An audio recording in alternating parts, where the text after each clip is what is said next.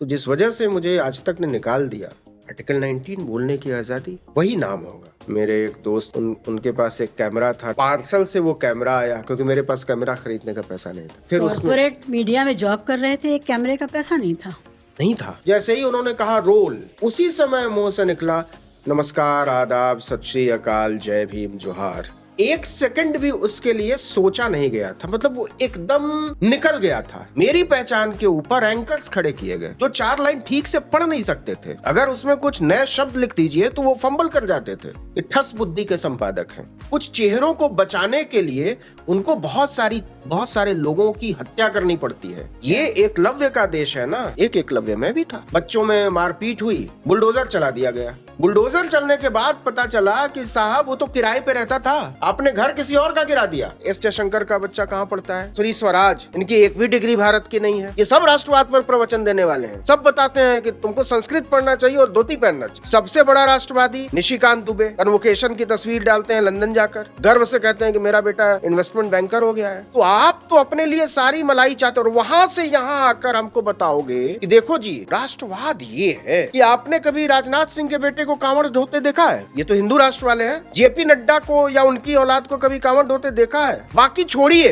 योगी आदित्यनाथ तो साधु है ना भाई, संत है, उनको देखा है? एक फोटो दिखा दें कि जी मैं कांवड़ लेकर गया था जल चढ़ाने। वो सारे लोग धर्म की ठेकेदारी कर रहे हैं। तो ये उल्लू बनाने का काम जो है ये बंद होना चाहिए, और होगा। हम लोग इनकी दुकानदारी बंद करेंगे।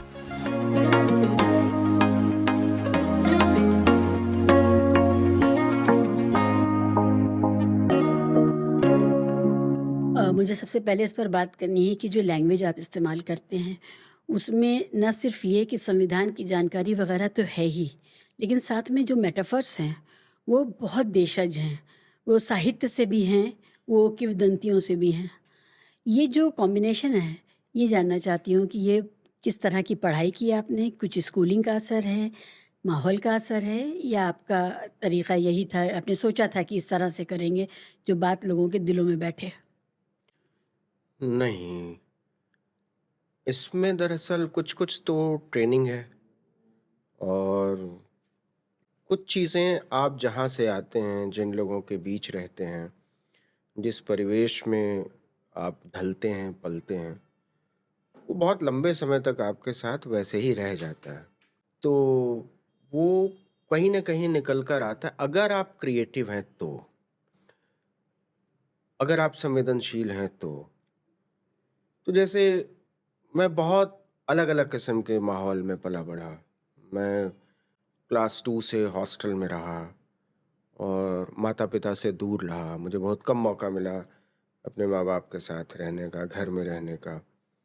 जहाँ मैं रहता था वो गाँव का स्कूल था। पहले तो गाँव के स्कूल में मेरी पढ़ाई हुई, फिर नवोदय विद्यालय में मेरी पढ़ाई हुई, और नवोदय विद्यालय में 80% बच्चे जो हैं वो ग्रामीण इलाकों से आते थे, उनमें से एक मैं भी था। तो ग्रामीण इलाकों से जो बच्चे आते थे वो अपने साथ और अपनी-अपनी भाषा लेकर भी आते थे, अपनी-अपनी कहावतें लेकर भी आते थे। आपस में हम लोगों के झगड़े जब होते थे तो उसमें भी सबकी भाषाएँ अलग-अलग हो जाती थीं, गालियाँ अलग-अलग हो जाती थीं, प्यार करने का तरीका अलग-अलग हो जाता था। तो मुझे लगता है कि जब मैं आया पत्रकारिता में, या उससे भी पहले जब मैंने लिखना पढ़ना सीखना शुरू किया, तो वो अपने आप ही होता चला गया। और एक चीज़, और ख़ासकर जब टेलीविज़न में आया तो मुझे महसूस हुआ कि यहाँ भाषाई प्रयोग बहुत कम है। तो उससे मुझे बड़ी कोफ्त होती थी। मुझे लगता था कि बड़े गिने-चुने शब्द हैं और वही लोग बार-बार प्रयोग करते हैं। जैसे टेंट लिखते थे तो हमने तंबू लिखना शुरू किया, शामियाना लिखना शुरू किया। तो कई बार आपको बहुत सहजता से नहीं लिया जाता है, लेकिन एक्सेप्टेबिलिटी जब बनती है तो आपको अच्छा लगता है। जब मैं आपके चेहरे से वाकिफ़ नहीं थी, तब भी आपकी रिपोर्ट मुझे पता थी कि ये कोई ख़ास आवाज़ है और ख़ास अंदाज़ है कहने का, और मुझे वो कन्फ्यूज़न बहुत देर तक बना रहा कि ये तो नवीन का तो नाम नहीं इसमें आ रहा कहीं, लेकिन वो आवाज़ नवीन की हो रही है। तो ये बहुत देर, लेकिन मुझे भाषा हमेशा चमत्कृत कर रही थी कि ये क्या है?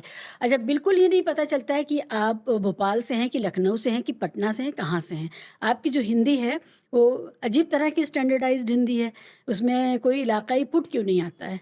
ये कहाँ से आपने इसको ठीक किया होगा? नहीं, मेरी ज़िंदगी में यात्राएं बहुत रहीं। तो मैं गांव के स्कूल में रहा, फिर एक बड़ा छोटा कस्बा है मेरा औरंगाबाद, वहाँ कुछ समय के लिए रहा। फिर एकदम ही ग्रामीण इलाका था बारूण, जहाँ मेरा स्कूल फिर से था, नवोदय विद्यालय, और वो एकदम क्लोज्ड कैंपस था, वहाँ चला गया। वहाँ से बनारस आया बीएचयू में पढ़ने के लिए, फिर इलाहाबाद आ गया। तो इलाहाबाद आते आते मुझे समझ में आने लगा था कि मैं बहुत सारी चीज़ें गलत बोलता हूँ।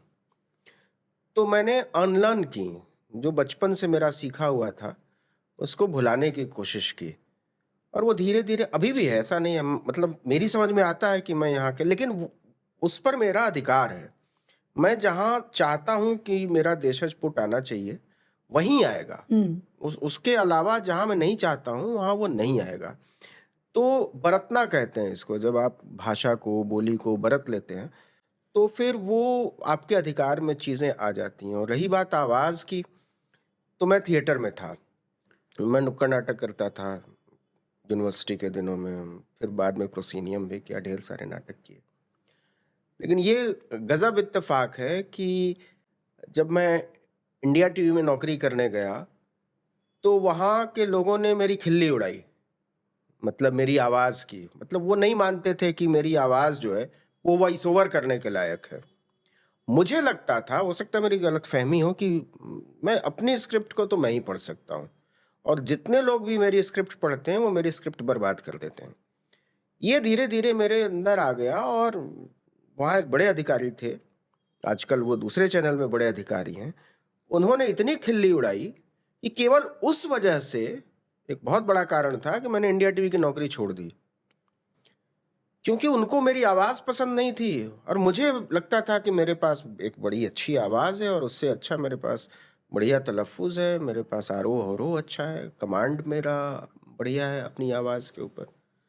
तो फिर धीरे-धीरे, धीरे-धीरे, धीरे फिर लगा कि नहीं, आवाज़ से भी एक पहचान बन सकती है। और ख़ासकर टीवी ना बड़ा निर्मम, आपने कहा ना कि नाम नहीं आता था। हाँ। टेलीविज़न चैनलों के जितने भी संपादक हैं, वो ठस बुद्धि के हैं। वो इतने ठस बुद्धि के हैं कि उनकी समझ में क्रिएटिविटी नहीं आती। क्रिएटिविटी छोड़ दीजिए, वो जर्नलिज्म इंटर्नशिप पर जो बच्चा जिस दिन बैठ गया टेबल पर, अगर वो टिकर पर बैठ गया तो उसकी ज़िंदगी टिकर पर वो ख़त्म कर देंगे। अगर रिपोर्टिंग में चला गया तो वो रिपोर्टिंग ही करेगा। अगर कोई प्रोडक्शन में चला गया तो प्रोडक्शन ही करता रहेगा। कोई स्क्रिप्ट लिखने लगा तो कोई स्क्रिप्ट ही लिखता रहेगा। किसी, ये समझिए, ये ऐसी जातिवादी व्यवस्था है। ये वो इतना बड़ा मतलब वर्णा सिस्टम टेलीविज़न चैनलों में चल रहा है, और आप किसी भी एडिटर के पास चले जाइए कि नहीं साहब, हमको प्रोडक्शन नहीं करना, मैं रिपोर्टिंग अच्छा कर सकता। अच्छा, क्यों करोगे रिपोर्टिंग? यही ठीक कर रहे हो तुम। वो ना कोई चैलेंज लेते हैं, ना किसी को चैलेंज लेते हुए वो देखना चाहते हैं। तो ये आयरॉनिकल है। मतलब आज देखिए कि मैं बोलने और लिखने का काम कर रहा हूँ। पूरे टेलीविज़न की नौकरी में 20 साल तक मुझसे रिपोर्टिंग नहीं करवाई गई, सिवाय आखिर के कुछ समय तक मुझसे एंकरिंग नहीं करवाई गई। कुछ शुरुआत के चैनलों ने मुझसे वॉइस ओवर तक नहीं करवाया, नहीं करने दिया गया। ये एटीट्यूड है। लेकिन यही प्रक्रिया है, आप लड़ते हैं तो एक नया रास्ता बनता है। आज कम से कम सैकड़ों लोग हैं जो ये मान रहे हैं कि टेलीविज़न में लिखकर और बोलकर भी अपनी पहचान बनाई जा सकती है। आप अगर आप उसको स्टारडम कहते हैं, अगर आप उसको ऑरा कहते हैं, अगर आप उसको साख कहते हैं, जो भी उसके लिए आप शब्द इस्तेमाल करिए। लेकिन टेलीविज़न में मुझसे पहले कोई कल्पना भी नहीं कर सकता था कि लिखकर, स्क्रिप्ट लिखकर और वॉइस ओवर करके आप एक ऑरा बना सकते हैं।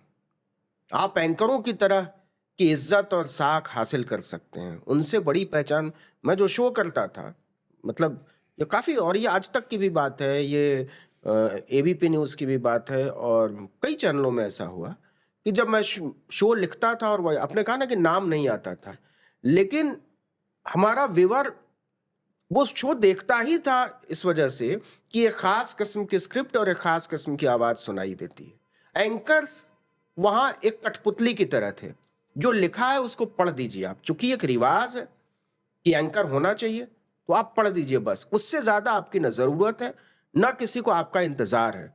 तो बहुत सारे एंकरों की गलतफहमियां टूटी मेरे शो में, कि उनको लगता था कि वो सबसे बड़े स्टार हैं क्योंकि वो नज़र आते हैं।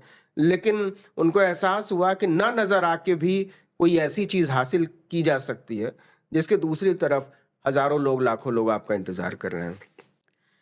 तो अपने उस चहीते आवाज़धारी पत्रकार तक लोग कैसे पहुँचे, जब आप दिख ही नहीं रहे थे? ये तो मतलब भला हो डिजिटल दुनिया आप का। यकीन नहीं करेंगे, अभी 6 महीने पहले मुझे एक सज्जन ने फोन किया। पहले मैसेज किया उन्होंने उस पर मेरे ईमेल आईडी पर कि मैं बात करना चाहता हूँ, आप नंबर दीजिए। मैंने उनको नंबर दिया, उन्होंने कॉल किया और उन्होंने ये कहा कि मैं आपको 20 साल से फॉलो कर रहा हूँ। उन्होंने स्टार न्यूज के जमाने की रिपोर्ट्स, मतलब उसकी 4-4, 8-8 लाइनें पढ़ के सुना दी। वाह! उनको याद थी वो रिपोर्ट्स, मैं भूल चुका था कि ये मैंने कभी लिखा था। तो उन्होंने कहा कि आप यकीन नहीं करेंगे कि मैं ढूंढ रहा था आपको, और ऐसे, और वो हिंदी भाषी नहीं है, वो भारत में भी नहीं रहते। तो उन्होंने ये कहा कि नाम नहीं आता था, तुमको पता नहीं था, लेकिन एक वीडियो मेरे सामने आया तो मुझे लगा कि ये तो वही वाला आदमी है। तब मैंने बड़ा ढूंढ डांट के आपकी ईमेल आईडी निकाली, आपको मेल किया। तो आज भी इसी वजह से आर्टिकल 19 को एक लंबी यात्रा तय करनी पड़ी, क्योंकि मैं पहला आदमी था जो डेस्क की दुनिया से आया था, स्क्रिप्ट और आवाज की दुनिया से आया था, और उसको एक नई चीज खड़ी करनी थी। बाकी सारे एंकर्स हैं, वो पहले से स्टार थे, उन्होंने डिजिटल मीडिया में आकर स्टारडम हासिल नहीं की है। ऐसा नहीं कि यहां आकर उनको लोगों ने जाना, मुझे यहां आने के बाद लोगों ने जाना। मुझे पहचान ही मिली आर्टिकल 19 की वजह से। टेलीविजन के संपादक मेरी पहचान खा गए थे, और उन लोगों के लिए खा गए थे जो निकम्मे थे, निठल्ले थे और अनपढ़ थे। मेरी पहचान के ऊपर एंकर्स खड़े किए गए जो 4 लाइन ठीक से पढ़ नहीं सकते थे। अगर उसमें कुछ नए शब्द लिख दीजिए तो वो फंबल कर जाते थे, लेकिन आपने उनको स्टार बनाया।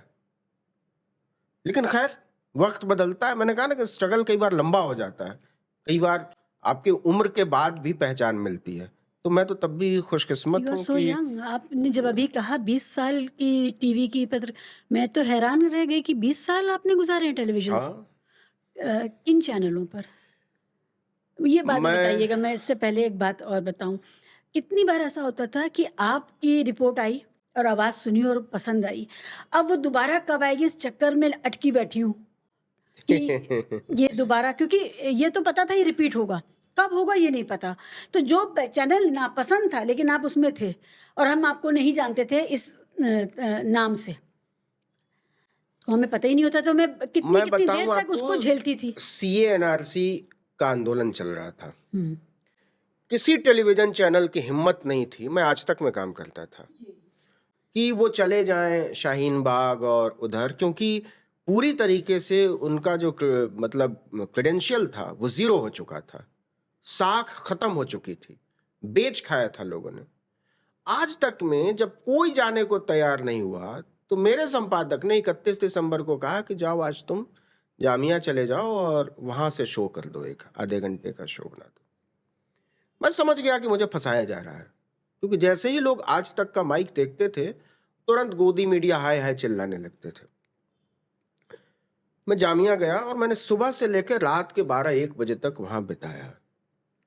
तो जैसा होना था वो तय था। जैसे ही मैंने आज तक का माइक निकाला, वो लोगों ने नारा लगाना शुरू कर दिया। फिर मैंने एक P2C की, वहीं जामिया के गेट पर खड़े होकर। हिंदुस्तान की कसम उस शो का नाम था। तो जब मैं बोलना शुरू किया, तब लोगों ने कहा नहीं नहीं नहीं नहीं, ये गोदी वाला नहीं है, ये आज तक में है लेकिन ये गोदी वाला नहीं है। तो उसके बाद वहां कुछ लड़के मिले, उन्होंने कहा कि देखिए आपको बड़ी दिक्कत होगी, क्योंकि आज तक को बिल्कुल पसंद नहीं करेंगे यहाँ के लोग। तो हम लोग आपके साथ रहेंगे, आप जब तक रहेंगे हम आपके साथ रहेंगे, और थोड़ी आप बोलना शुरू करेंगे उसके बाद दिक्कत नहीं है, लेकिन आप चुप रहेंगे तो माइक से आपको बड़ी दिक्कत होगी। तो पहले मैं जामिया मिलिया इस्लामिया गया, उसके बाद फिर तिकोना पार्क है वहाँ, वहाँ मैंने कुछ शूट किया, फिर शाहीन बाग शूट किया, कई कई जगहों पर 6-7 घंटे हमने लग के उस उसको बनाया था शो को। तो ये भी होता है, अगर मान लीजिए कि कहीं भी मेरे संपादकों ने नवीन कुमार लिख दिया होता तो मुझे वो दिक्कत नहीं होती। आप आयरनी देखिए कि गोदी मीडिया का हर जर्नलिस्ट पहचाना जा रहा है, लेकिन उसी सिस्टम में, उस सिस्टम से लड़ते हुए कुछ डेमोक्रेटिक वैल्यूज के पत्रकार खड़े हुए, आप उनकी पहचान खा गए। आपने सजा बना दिया उसको कि हम डेमोक्रेटिक वैल्यूज को फॉलो करते हैं, हम मानवीय मूल्यों को फॉलो करते हैं, आप उसके लिए हमको पनिश करेंगे। लेकिन किया पनिश। बावजूद इसके अच्छी बात यह है कि उसके बाद भी लोग खड़े होते हैं। तो वो पाश ने कहा है ना कि मैं घास हूं, तुम्हारे हर किए धरे पर उगाऊंगा। उगाऊंगा। तो हमारी तरह के लोग घास होते हैं, कहीं भी उग जाते हैं, आप चाहे जहां गाड़ दीजिए।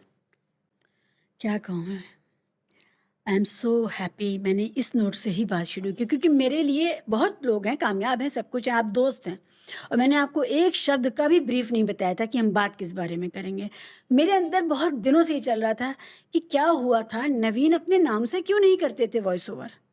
इतना अच्छा वॉइस ओवर, और उस चैनल का जो मिजाज है उसके खिलाफ जा कर के आप बात कर रहे थे। हर रिपोर्ट को मैं महसूस करती थी ये इंसान कुछ अलग है। जब बाद में पता चला ये आप हैं, और आपसे मैंने कंफर्म भी किया कि ये रिपोर्ट में नाम, आवाज़ आपकी है, नाम आपका नहीं है, ये आप ही की है। नहीं, यही मतलब वहां का ग्रामर यही है सारे टेलीविजन लेकिन चैनलों क्यों का। ऐसा है? क्या वजह? आपने कभी नहीं कहा कि मेरा नाम कहाँ है? नहीं, मैंने कभी नहीं कहा, लेकिन कई बार दूसरे लोगों ने कहा कि अगर ये नियम भी है तो तुम्हारे लिए ये नियम तोड़ा जाना चाहिए। लेकिन मैंने शुरू में ही कह दिया था ना कि ठस बुद्धि के संपादक हैं, वो सोच ही नहीं सकते, वो किसी भी एक्स्ट्रा ऑर्डिनरी टैलेंट की कदर नहीं कर सकते, वो डर जाते हैं। या कहिए कुछ चेहरों को बचाने के लिए उनको बहुत सारे लोगों की हत्या करनी पड़ती है। प्रतिभाओं की हत्या। ये एकलव्य का देश है ना, जहां उसका अंगूठा काटा जाता है ताकि अर्जुन को आप बचा सकें, उसे वीर साबित कर सकें। तो ये करोड़ों एकलव्यों का देश है, एक एकलव्य में भी था, इसमें कोई अजीब बात नहीं है। आपने पहले भी कहा कि वर्ण सिस्टम चल रहा है, जातिवाद है। हाँ, आपने अभी फिर एकलव्य का जिक्र किया। क्या ये इतना रैम्पेंट है अंदर? इसके अलावा कुछ है ही नहीं। जिस दिन ये कास्ट सिस्टम टूटेगा, उस दिन मीडिया का सही चेहरा बनेगा। ये जो मीडिया है, और खासकर जो टेलीविजन है, क्योंकि मेरी पत्रकारिता का सबसे बड़ा हिस्सा टेलीविजन में गुजरा है, वहां एक सड़ा हुआ सिस्टम काम करता है। वो एंटी दलित है, वो एंटी ओबीसी है, वो एंटी ट्राइबल है, वो एंटी वेमेन है, एंटी माइनॉरिटी है, और एंटी टैलेंट है, एंटी डाइवर्सिटी है। आप शब्द सोचिए जो डेमोक्रेसी के लिए मुफीद हो सकता है, वो शब्द टीवी चैनल के भीतर एग्जिस्ट नहीं करता है। ये इतना खुलेआम है, और ऐसा भी नहीं है, मैं लिख कर आपको दे सकता हूं कि आज तक किसी संपादक ने, क्योंकि संपादक, टेलीविजन संपादकों की हैसियत नहीं है कि वो एंकर से रिटन टेस्ट लें, उनकी हैसियत नहीं है। एंकर टीवी चैनल्स के मैनेजिंग एडिटर्स के माथे पर बैठते हैं, और आपको उनके नखरे वैसे ही उठाने पड़ते हैं जैसे फिल्म स्टार्स के उठाते हैं डायरेक्टर्स। अच्छा। कोई जर्नलिस्टिक क्राइटेरिया फॉलो नहीं करते। तो आज आप क्यों कह रहे हो, एबीसी, आप किसी का भी नाम ले लीजिए, कि वो ऐसा है, उसको हिस्ट्री नहीं आती, उसको ज्योग्राफी नहीं आती। एक सुधीर चौधरी नाम का है, उसको यही नहीं पता, वो गांधी पर पूरा शो बना डालता है, उसको यही नहीं पता कि गांधी भारत कब आए थे,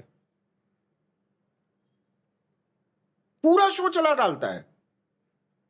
तो कौन ढूंढ कर लाता है सुधीर चौधरी को, या ऐसे एबीसी को? कौन लाता है, क्यों लाता है? क्योंकि टेलीविजन चैनल में बड़ा होने की तमाम शर्तों में से एक शर्त यह भी है कि आप अव्वल दर्जे की मूर्खता के लिए तैयार हो मानसिक तौर पर। वो वहां एक अतिरिक्त योग्यता है। नवीन, आपने नाम ले लिया तो चलिए बात करते हैं इस बारे में। वो आदमी बहुत घिनौने आरोप में, अपराध में जेल गया। इसके बावजूद एक इतने बड़े अपराधी को चैनलों को कोई एतराज नहीं हुआ उसको रखने ये में। बात अरुण पुरी से पूछी जानी चाहिए, आज हाँ, तक के मालिकान से। ये बात कलीपुरी से पूछी जानी चाहिए कि 140 करोड़ के देश में अगर आपको लगता है कि सुधीर चौधरी के बिना, एक ऐसे आपराधिक छवि के आदमी के बिना आपका काम नहीं चल सकता, तो आपको चुल्लू भर पानी में डूबकर मर जाना चाहिए। और वही राहुल कंवल उसके साथ कितने आराम से अब दूध शक्कर की एक तरह घुल गए। इकोसिस्टम है, एक इकोसिस्टम है, हैरत हो गई मुझे तो।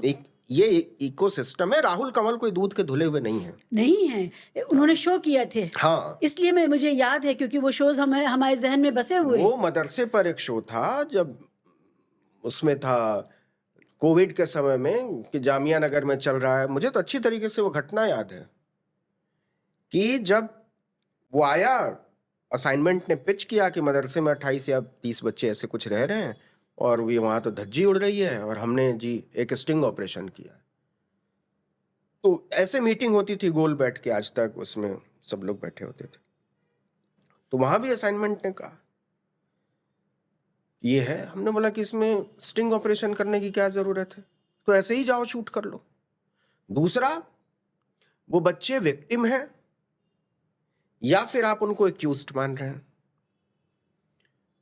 पहले तो आप बताओ कि वहां का एसडीएम कौन है, वहां का थानेदार कौन है, डीएम कौन है? उन बच्चों को लॉकडाउन के बाद रेस्क्यू करके उनको उनके घर पहुंचाने का बंदोबस्त करने की जिम्मेदारी किसकी है? इसमें तो थानेदार से लेकर डीएम तक को नापा जाना चाहिए। कुल मिलाकर वो इतना बवाल मचा कि मेरे मैनेजिंग एडिटर ने कहा कि इसको रहने देते हैं, क्योंकि बहुत लॉजिकल बातें मैंने की थी।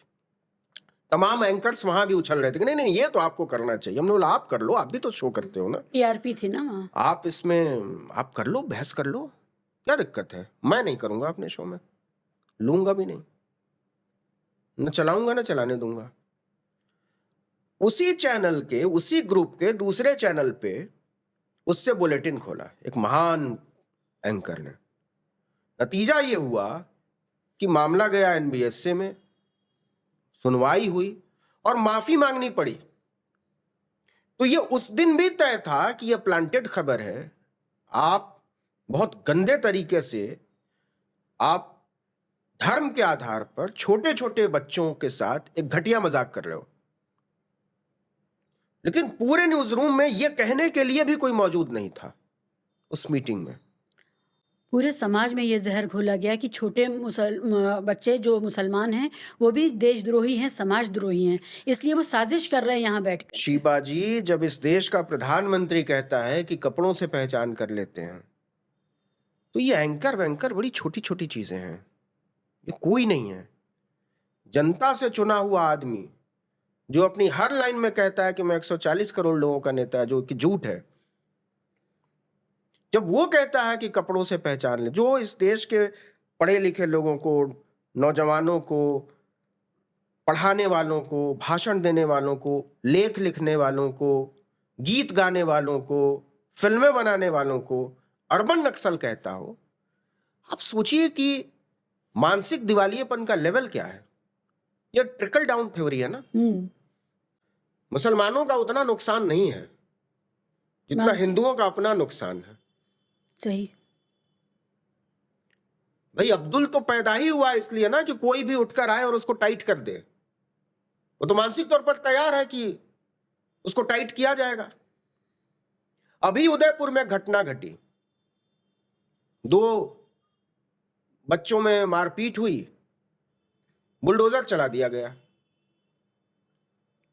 बुलडोजर पॉलिटिक्स है। बुलडोजर चलने के बाद पता चला कि साहब वो तो किराए पे रहता था, आपने घर किसी और का गिरा दिया। ये है नफरत का लेवल। तो वो तो राहत साहब कही गए हैं कि लगेगी आग तो आएंगे घर कई इज्जत में, यहां पर अकेले हमारा मकान थोड़ी है। तो सबसे ज्यादा नुकसान तो उनका है जो कश्मीर में प्लॉट खरीदने वाले थे, जो कश्मीर में प्लॉट खरीदने वाले थे और शादी वहाँ की लड़की से करने वाले थे। उन लोगों को जिस तरह अपराध करने की छूट दी गई है, हिंदू राष्ट्र का मतलब सिर्फ अपराध करने की छूट, और वो भी एक पहचान के विरुद्ध। देखिए, हिंदू राष्ट्र एक निहायत फर्जी डिस्कोर्स है जो एक खास पार्टी के अलावा कहीं एग्जिस्ट नहीं करता। यह जबरदस्ती एक नैरेटिव चलाया गया मीडिया के एक फ्रैक्शन में, एक पॉलिटिकल पार्टी के द्वारा, उस पॉलिटिकल पार्टी के एक सुप्रीम लीडर के द्वारा और उस सुप्रीम लीडर के कुछ शिष्यों और साथियों द्वारा। यह कहीं एग्जिस्ट ही नहीं कर रहा है। अगर ये एग्जिस्ट करता तो अयोध्या तो जीत जाते, बद्रीनाथ तो जीत जाते। तो इसका मतलब है कि जो आप कर रहे हैं उसको एक सामान्य हिंदू भी बहुत घटिया मान रहा है। अभी 69,000 नौकरी पर असिस्टेंट टीचर्स के फैसला आया। आप बताइए इसमें कितने अब्दुल हैं? मेरे पास, मैं हमेशा इसी नजर से देखती हूँ कि ये किसको कुछ भी किसी को ये नहीं। बिरसा मुंडा के नाम पर सोचिए, प्रधानमंत्री ने पैदा होने से पहले बिरसा मुंडा को 18 साल पहले अंग्रेजों से लड़वा दिया। आप किसको टारगेट कर रहे थे? आदिवासियों को, कि वो खुश होंगे।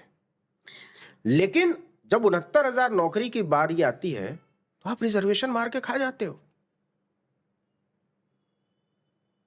तो ये तो हिंदू राष्ट्र, कौन सा हिंदू राष्ट्र बना रहे हो? मेघवाल को, इंदर मेघवाल को पानी पीने की वजह से आप मार देते हो, मूंछ रखने की वजह से आप मार देते हो, घोड़ी पर चढ़ने की वजह से आप मार देते हो, पाखाने की पानी की टंकी में पाखाना आप डाल देते हो दलितों के। कौन सा हिंदू राष्ट्र बना रहे हो? हाथरस साफ करें, हाथरस साफ करते हो, मिट्टी का तेल डाल के चला देते हो। तो ये तो निहायत फर्जीवाड़ा है और लोग अब समझने लगे हैं। तुम कुल मिलाकर ये माना जाना चाहिए कि अब हिंदू जाग रहा है। मोदी जी ने जो दिया था ना कि हिंदुओं जागो, तो उनके लिए फायदा था कि हिंदू सोया हुआ था, तब तक उनके लिए ठीक था, आंख मूंद कर सब कुछ मान रहा था। हिंदू जब से जागने लगा है तब से बड़ी दिक्कत हो गई है कुछ लोगों को। अभी वो बड़े डरे हुए हैं। महाराष्ट्र में चुनाव की तारीख नहीं आ पा रही है। किसी दिन कोई लिस्ट करेगा। आपने जब 1857 और 1875 वाली बात कही बिरसा मुंडा की, किसी दिन कोई लिस्ट बनाएगा झूठों की, जो लाल किले की प्राचीर से ले करके टेलीविज़न में, मन की बात में, हर जगह बोले गए। हमारे देश को एक ट्रूथ कमीशन की भी ज़रूरत है। हालांकि हर कमीशन का हाल क्या है वो तो हम जान ही रहे हैं। देखिए, जनता कुछ चीज़ों को ना डेमोक्रेसी में जनता पर छोड़ देना चाहिए, और मेरा बड़ा पक्का यकीन है लोकतंत्र में लोगों पर किसी कमीशन की जरूरत नहीं है। ये जनतंत्र अपने आप में कमीशन है। किसी मीडिया वाले ने थोड़ी ये छाट कर निकाला कि ये झूठ बोल दिया। हमारी आपकी तरह के लोगों ने खोज कर, टीवी चैनल वाले ने थोड़ी कहा। तो वो तो रोहित वेमुला पर संसद में मंत्री ने झूठ बोला था ना। हाँ। आप सोचिए कि रोहित वेमुला की सांस्थानिक हत्या हुई और आपने उसकी जात खोजने में लगा दिया पूरे सिस्टम को कि किस जात का था, दलित था या ओबीसी था। दलित था कि ओबीसी था। आप नीचता की पराकाष्ठा देखिए। उसकी सजा दी है इस देश के लोगों ने। महाराष्ट्र में क्या हुआ, क्या हुआ हरियाणा में, उत्तर प्रदेश में क्या हुआ? भाई वो तो बाला साहब ठाकरे का सूबा है ना, वहां से ज्यादा हिंदुत्व का झंडा कहां लहराया गया? शिवाजी का राज्य है। उत्तर प्रदेश में तो राम मंदिर है, बनारस है, काशी है, चित्रकूट है। आपने पूरा कॉरिडोर बना दिया और डेमोक्रेसी का कॉरिडोर ध्वस्त कर दिया। तो लोगों को तो डेमोक्रेसी का कॉरिडोर चमकता हुआ चाहिए, बाकी कॉरिडोर लोग बना लेंगे। डेमोक्रेसी के कॉरिडोर से ये बात जहन में आती है कि हमारे यहाँ क्या नागरिक अभी इस बोध में नहीं आए हैं कि जो वो टैक्स दे रहे हैं, भरपूर टैक्स दे रहे हैं, उसके जवाब में ये गिरते हुए पुल, ये लुढ़कती हुई ट्रेनें, ये धंसते हुए जो रोड हैं, ये गिरती हुई छतें जो हैं एयरपोर्ट्स की, ये जो ब्रिजेस और फ्लाईओवर, सब मतलब कहीं ढूंढने की ज़रूरत नहीं कोई इनका ये रिश्वतखोरी, कुछ भी ढूंढने की ज़रूरत नहीं है। वो खुद उबल उबल के बाहर आ रहा है। और अगर आपको स्वास्थ्य चाहिए, शिक्षा चाहिए, सुरक्षा चाहिए तो सब आप प्राइवेटाइज़ कर लीजिए, प्राइवेट गार्ड खड़ा कर लीजिए, प्राइवेट स्कूल में चले जाइए, प्राइवेट अस्पताल में चले जाइए। आपका सारा पैसा आप गड्ढे में आपकी गाड़ी जा रही है तो जाए, टोल टैक्स पर आप सवाल नहीं कर रहे। ये जो नागरिकों में ये वाला जो कमी आई है, मुझे ये पता नहीं, पहले भी शायद नहीं होगा, लेकिन पहले इतना टैक्स भी नहीं था। अब तो भर-भर के टैक्स देते हैं, रोड टैक्स अलग देते हैं, जब गाड़ी खरीदते हैं तो अलग देते हैं, टोल टैक्स अलग देते हैं हर थोड़ी देर में। और रास्तों का हाल ये है कि कभी भी आप गोता खा जाएगी आपकी गाड़ी। ये नहीं समझ में आ रहा है कि हम लोग ये कोरिलेट क्यों नहीं कर रहे एक नागरिक के तौर पे। नहीं, मैं इसकी जिम्मेदारी नागरिकों पर नहीं डालूंगा। नागरिक बिल्कुल सही है अपनी जगह। पॉलिटिकल सिस्टम कोलैप्स हुआ है, नागरिक किसके पीछे खड़ा होगा? नागरिक कोई एक इकाई नहीं है। एक नागरिक का एस्पिरेशन कुछ और हो सकता है, दूसरे का हो सकता है कि मेरी जरूरत एक रोटी की हो, आपकी जरूरत एक पिज्जा की हो। हम दोनों नागरिक हैं, लेकिन इलाज दोनों को चाहिए, सड़क दोनों को चाहिए, रेलगाड़ी दोनों को चाहिए। तो अब इन नागरिकों के बीच पुल बनाने का काम पॉलिटिकल सिस्टम का है। पॉलिटिकल सिस्टम ध्वस्त हुआ, उसका काम है नागरिकों को ये यकीन दिलाना कि वो पॉलिसी लेकर आए, वो एक रास्ता लेकर आए और उसमें नागरिकों का विश्वास हासिल करें। 2024 में कुछ लोगों ने कोशिश की तो नागरिकों ने विश्वास जताया, बहुत रिस्क लेकर जताया। तो नागरिकता का बोध उसको एक निर्णायक मोड़ तक पहुंचाने के लिए तंत्र की जरूरत पड़ती है, मीडिया की जरूरत पड़ती है, विपक्ष की जरूरत पड़ती है, प्रबुद्ध नागरिकों की जरूरत पड़ती है, सामाजिक संगठनों की जरूरत पड़ती है। लेकिन जब आप सबको नष्ट कोर्ट की जरूरत पड़ती है, नागरिक किससे उम्मीद लगाएगा? तो उस उम्मीद को बचाने का काम बहुत सारे लोगों और बहुत सारे सिस्टम्स की है। उस सिस्टम को बचाने की जरूरत है जिसका जिक्र बाबा साहब डॉक्टर भीमराव अंबेडकर ने संविधान में किया था। उन्होंने क्या कहा था, जो अंतिम स्पीच थी संविधान सभा का, कि अगर ये सबसे बेहतर संविधान हो सकता है अगर इसको चलाने वाले लोग अच्छे हों, और अगर इसको चलाने वाले लोगों की नीयत ठीक नहीं रही तो अच्छा से अच्छा संविधान उसको तुम लोग ओवर कर दोगे। तो बाबा साहब का डर सच साबित हुआ। उन्होंने तो कहीं ऑटोक्रेसी की बात नहीं की है। उन्होंने तो ये कहा था ना कि किसी भी एक व्यक्ति, चाहे वो कितना भी ताकतवर और सर्वशक्तिमान क्यों ना हो, उसके हाथों में अपनी प्रभुसत्ता का समर्पण मत करना। लेकिन वो हुआ तो ठीक है, और उसको नागरिक ही दुरुस्त करेगा। नागरिकों ने सीधा किया, वो ताकत दी कुछ लोगों को कि आप करिए, हम आपके पीछे हैं। उनकी हिम्मत नहीं है। आपको क्या लगता है 2024 का चुनाव किसी पॉलिटिकल पार्टी ने लड़ा है? ना, नागरिकों ने लड़ा है कि हमको नहीं चाहिए ये, बाद में देख लेंगे, हम आपसे भी लड़ेंगे, लेकिन पहले तो ये नहीं चाहिए, पहले इसको खारिज करना है। तो आप देख लीजिए वक्फ बोर्ड बिल पर क्या हुआ। तो आने वाले दिनों में हम लोग इसको देखेंगे अलग अलग तरीके से होता हुआ। नवीन, जब हम पढ़ रहे थे तो हम गांधी का दलित क्रिटिक कर रहे थे, फेमिनिस्ट क्रिटिक कर रहे थे। हमें गांधी से प्रॉब्लम्स थी, ठीक है, लेकिन हमने ये नहीं सोचा था कि इस देश में अंबेडकर को भी एक नफरत का सिंबल बनाया जाएगा, जो अब हो रहा है। जितने कमेंट्स आते हैं, कोई खुल के नहीं कहता, कोई बड़ा आदमी नहीं कहता, वहाँ तो उनको पूजनीय बना दिया गया, उनकी पूजा कर लो। लेकिन अम्बेडकराइट होना, अम्बेडकरवादी होना, अम्बेडकर का नाम लेना, पूरे कमेंट सेक्शन में मैं देखती हूँ एक ख़ास तरह की नफ़रत है। क्या कुछ लोगों को ये बिल्कुल अंदाज़ा नहीं है कि उस आदमी ने जो अधिकारों की भाषा दी है वो हर एक के लिए दी है, सिर्फ एक विशेष वर्ग के लिए नहीं दी है। उसके बिना ये क्या करते? क्या हुआ ऐसा कि अम्बेडकर जैसी शख्सियत इतनी काबिल, और ये नहीं कि वो किसी विशेषाधिकार प्राप्त समाज से आ रहे थे इसलिए बड़े हो गए थे, वो तो मतलब घिस-घिस के और अपने को तराश-तराश के वो इंसान बना। क्या हुआ कि हमारे देश के युवा और हमारे देश के लोग, युवा ना भी हों, उनको अम्बेडकर खलने लगे। उनको डेमोक्रेसी से भी अब परेशानी है, आजिज़ आ गए हैं डेमोक्रेसी से। संविधान से आजिज़ आ गए हैं क्या लोग? नहीं, देखिए, जिन लोगों की आप बात कर रही हैं, उनको तो आज़ादी ही नहीं चाहिए थी। वो तो पता नहीं अखंड राष्ट्र, अखंड हिंदू राष्ट्र कुछ सोच कर बैठे हुए थे। आज भी वो लोग कहते हैं। आप सोचिए, डेमोक्रेटिक तरीके से इलेक्टेड उत्तर प्रदेश के मुख्यमंत्री कहते हैं कि पाकिस्तान भारत में मिल जाएगा। इसका आप मतलब सोचिए वो ये किसी नहीं दिन है, प्राइम मिनिस्टर बनने का भी उनका इसका सपना मतलब है। ये नहीं है कि ये बात योगी आदित्यनाथ को पता नहीं है कि भारत में पाकिस्तान नहीं मिल सकता, बांग्लादेश नहीं मिल सकता। इसका मतलब ये है कि वो इस देश के लोगों को उल्लू समझते हैं। उनको सब पता है। आप मुझे बताइए, बड़ा दिलचस्प है, आपने लाल कृष्ण आडवाणी की कोई तस्वीर देखी है सोमनाथ और अयोध्या के मंदिर के अलावा कहीं जाते हुए? तो इनको अच्छी तरीके से पता है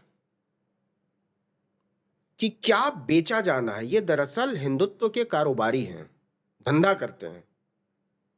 इन्होंने राम को नहीं छोड़ा, और नहीं छोड़ा का मतलब जिन्होंने राम के नाम पर हजारों हजार करोड़ रुपया लूट लिया, सड़क के नाम पर लूट लिया, छोड़ दीजिए बल्ब के नाम पर लूट लिया, वो लोग इंसान को छोड़ेंगे? तो बाबा साहब को खारिज करना इस देश में छोड़ दीजिए, इस दुनिया में किसी की बौद्धिक हैसियत नहीं है। बौद्धिक तो नहीं है। और जो लोग कह रहे हैं वो हमेशा रहेंगे, लेकिन वो फ्रिंज पे रहेंगे। वो ना उनकी बात की कोई अहमियत होगी, ना उनके इरादों की कोई अहमियत होगी। वो हाशिए पर ही रहेंगे। आज सुप्रीम कोर्ट ने कहा ना कि आप अलग करो, क्रीमी लेयर लेकर आओ। क्यों सरकार को कहना पड़ा कि हम नहीं करेंगे? क्योंकि आप जानते हैं कि इसके बाद क्या होगा। तो एक ठंडे का विज्ञापन है ना कि डर सबको लगता है, गला सबका सूखता है। तो बाबा साहब के नाम पर तो गला सूखता है, आप माने या ना माने। ये बना रहे। इस देश में जब हम बात कर रहे हैं, इस समय एक बहुत बड़ा आंदोलन चल रहा है जो महिला सुरक्षा के ऊपर है। और नवीन, आप तो बहुत सेंसिटिव हैं, आपने इस पर शोज़ किए हैं। हमारे देश में जब मणिपुर हुआ तो डॉक्टर्स चुप रहे, जब कठुआ हुआ तो वकीलों ने समर्थन में बलात्कारी हत्यारों के रैली निकाली थी। बिल्किस के अपराधियों को जब छोड़ा गया, बलात्कारियों को, तो आरती उतारी गई थी। और इसके अलावा भी आपको पता ही है, आसाराम और ये अभी राम रहीम छोड़े गए हैं, बृजभूषण शरण सिंह का आपको पता है।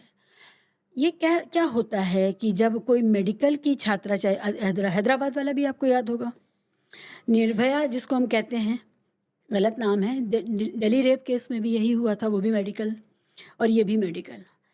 क्या मामला है कि खास तरह की सेंसिटिविटी, हालांकि ये बहुत भयानक है और हर आदमी उद्वेलित है। शिवा जी, मैंने आज भी इस पर एक शो किया है और मैंने ये बात उठाई है। अच्छा। ये दरअसल, इसको मैं करवा चौथी नारीवाद कहता हूं।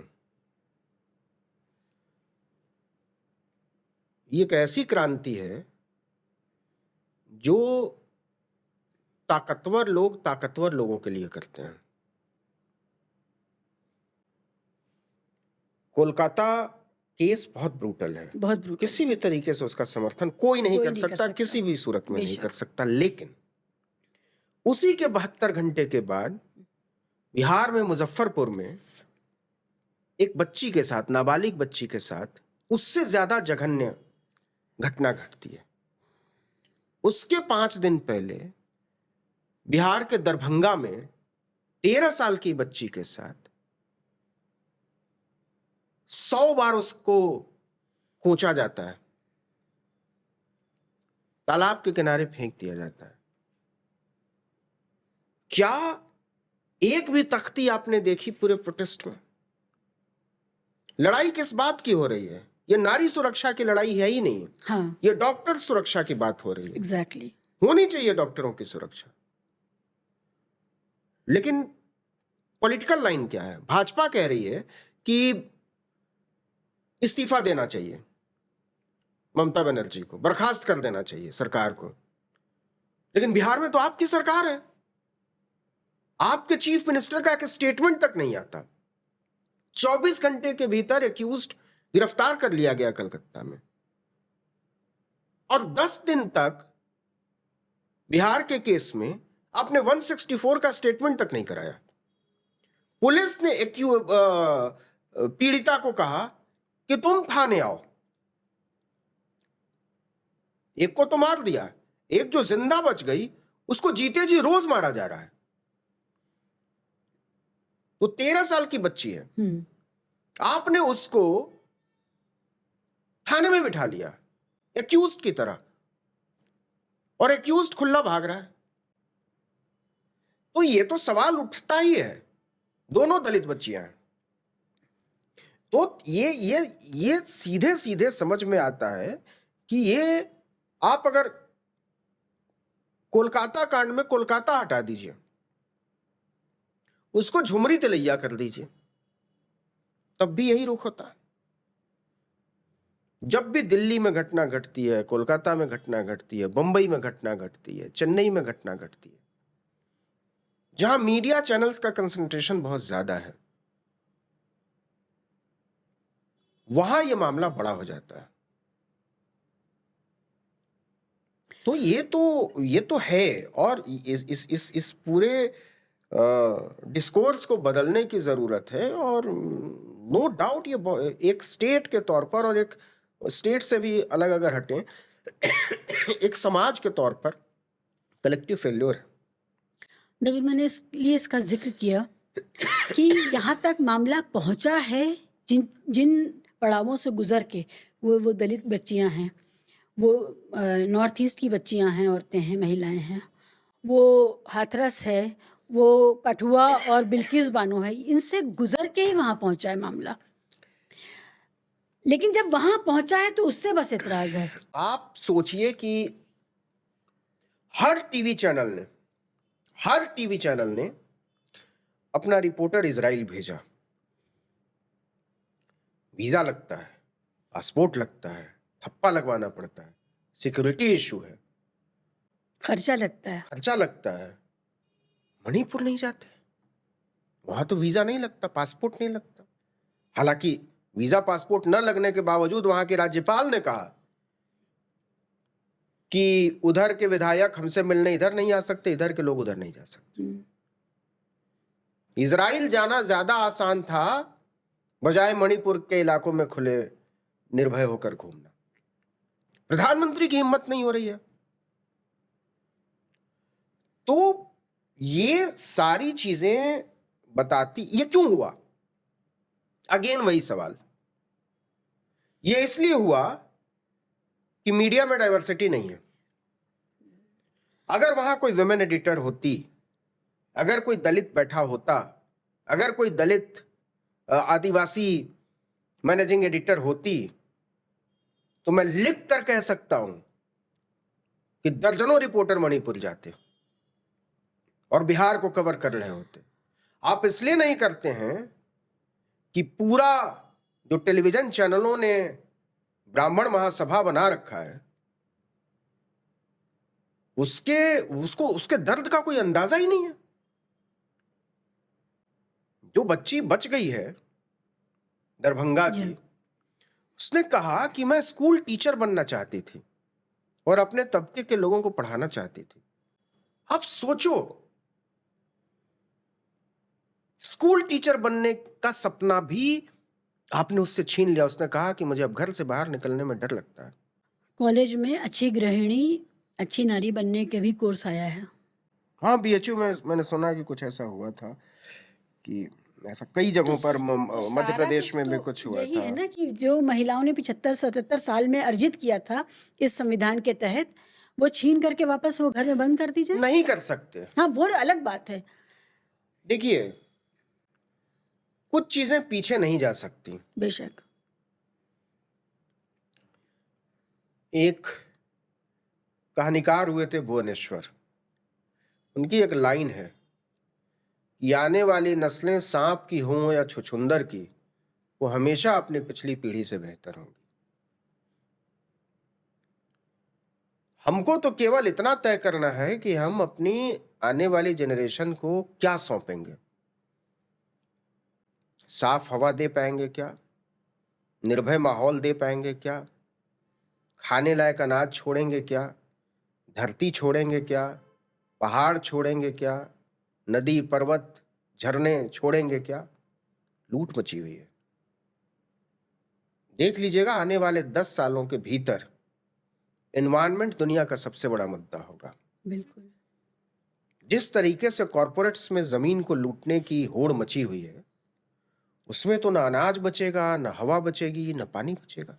एक चीज़ और है, जिस तरह का आस्था का बोझ नदियों और पहाड़ों पर डाला गया है, हम जब बड़े हो रहे थे, होश संभाल रहे थे, ऐसा कभी नहीं था। जो अब हालत हुई है, एक जो पिलग्रिम टूरिज़्म हुआ है, जो पहाड़ जर्जर हुए जा रहे हैं, वो विस्फोटक लगा लगा के सड़कें बनाई जा रही हैं, होटल बनाए जा रहे हैं, और उसमें आस्था का घालमेल आप कुछ कह नहीं सकते। पर्यावरणवादी भी चुप हैं। यही केवल हाल नदियों आस्था का का है। ही मामला नहीं है। जैसे समंदर किनारे भी आप चले जाइए, जैसे मैं अभी पूरा रत्नागिरी सिंधुदुर्ग से लेकर और उत्तर कन्नड़ा तक गया, समंदर के किनारे भी ये एक अलग किस्म की भूख है और ये साम्राज्यवाद है। आपके पास पैसा है तो आपके भीतर सबसे पहले जो ख्याल आता है कि मेरे पास बहुत सारी जमीन होनी चाहिए, आपको जरूरत हो या ना हो। आप दुनिया भर की जगहों में आप प्रॉपर्टी में इन्वेस्ट करते हैं, आप वहां रहते नहीं हैं, हुँ। एक आउट हाउस की तरह इस्तेमाल करते हैं। बहुत सारे पत्रकारों के भी हैं, अच्छा। मैंने सुना है उत्तराखंड हिमाचल में कुछ पत्रकारों ने बहुत आलीशान कोठियां बनाई हैं। वहां रहते नहीं होंगे, मुझे लगता है कि वहां नहीं रहते होंगे, लेकिन है। क्यों है? पहले क्यों नहीं था? पैसा आया है, इसको मोड़ने की जरूरत है। सेंसिटाइज नहीं है लोग, जैसे महिलाओं को लेकर नहीं है, जैसे दलितों पिछड़ों आदिवासियों को लेकर नहीं है, अल्पसंख्यकों को लेकर नहीं है। जब जीवित लोगों को लेकर हम सेंसिटाइज नहीं हैं, तो नेचर को लेकर कैसे होंगे? वो सबसे पहले उसको बर्बाद करते हैं, तबाह करते हैं। पहले गांव में तालाब होते थे, हर गांव में चले जाइए तालाब पर कब्जा हो चुका है। नतीजा बाढ़, मतलब जरा सी बारिश होती है, गांव में पानी भर जाता है जहां कभी पानी नहीं, क्योंकि चारों तरफ खेत है। पहले सारा पानी तालाब में जमा हो जाता था, हुँ। उसमें मछली पालन होता था, उसमें सिंघाड़े की खेती तालाब होती थी। गायब हो गए। नहीं है। जिसके घर के आगे जितना तालाब है उतना कब्जा करके बैठा हुआ है। एक ऐसी गाड़ी खड़ी कर दिया है हर आदमी ने जिसको वो कभी चलाता नहीं है। अच्छा। तो ये सब तो है, ये सब मतलब, और मुझे लगता है कि ये सवाल बड़े होंगे, और जैसे जैसे एजुकेशन बढ़ेगा, जैसे जैसे नई पीढ़ी, अब आप एआई को देख लीजिए, हुँ। अब बच्चों को कुछ बताने की जरूरत नहीं है। आज आप उन पर नहीं चिल्ला सकते। वो जमाना गया जब गुरुजी ऐसे उंगली में पेंसिल लगाकर दबाए रखते थे और हम लोग चिल्लाते रहते थे। तड़पते थे।